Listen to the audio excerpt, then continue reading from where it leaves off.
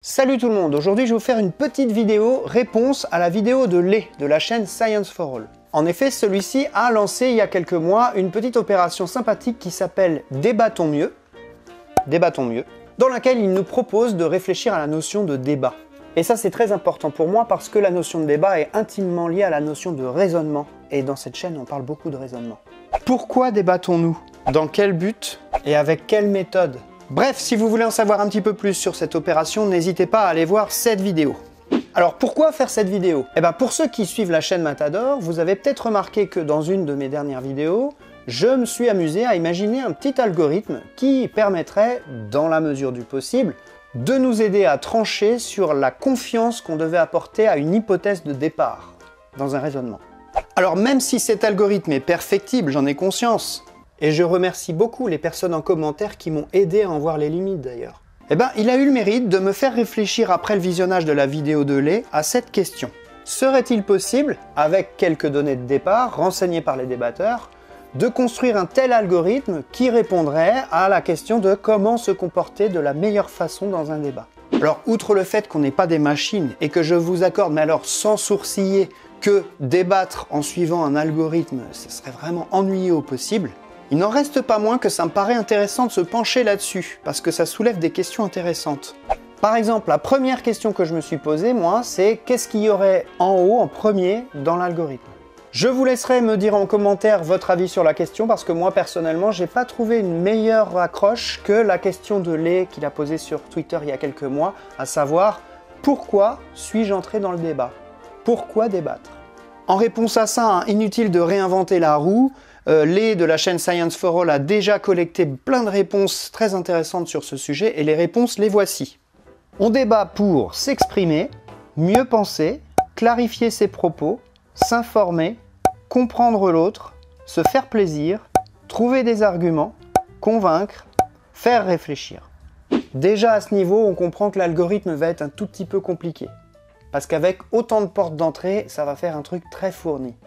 Mais tant pis, courage, on va essayer d'explorer une ou deux pistes. Par exemple, on va prendre la question de comprendre l'autre. Face à un argument, la question qui se pose maintenant, ça pourrait être « Est-ce que j'ai compris son point de vue ?»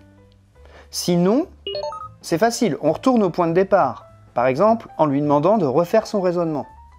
Si oui, on peut se demander la chose suivante. Même si je comprends ce point de vue, est-ce que je suis en accord avec ça? Si oui, on peut imaginer que c'est la fin de l'algorithme. Seulement, il y a une question qui se pose à mon avis. Dans ce cas, les deux protagonistes sont d'accord. Ok, très bien. Mais est-ce qu'on doit considérer qu'un débat est terminé uniquement lorsque les gens tombent d'accord?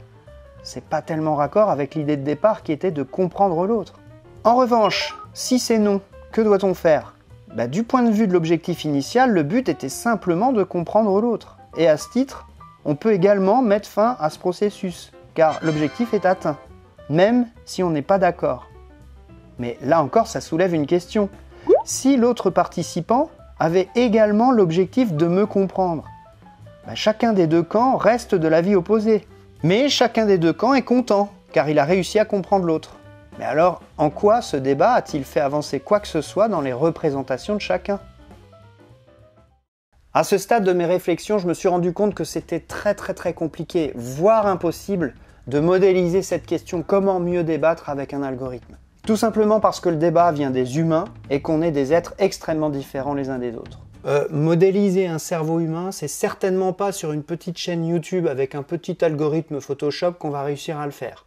Donc je me suis vite rendu à l'évidence qu'il fallait que j'abandonne ça. À ce moment-là, j'étais revenu à mon point de départ et à la fameuse question initiale de Lé.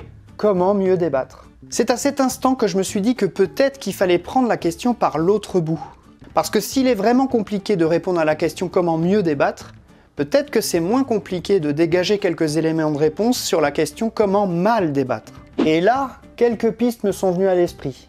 Parce que des débats moisis et pas constructifs, on en rencontre tous les jours sur les réseaux sociaux.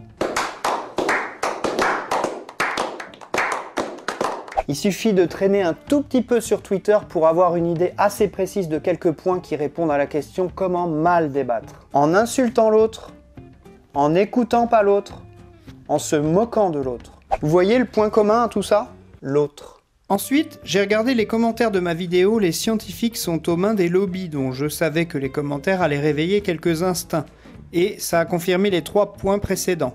Notamment sur le fait que les commentaires les plus constructifs et ceux qui me donnaient le plus envie de répondre et entrer dans un débat étaient ceux qui attaquaient non pas ma personne, mais bien mes arguments. Voilà, à ce stade de mes réflexions, j'en étais arrivé précisément à 2 certitudes.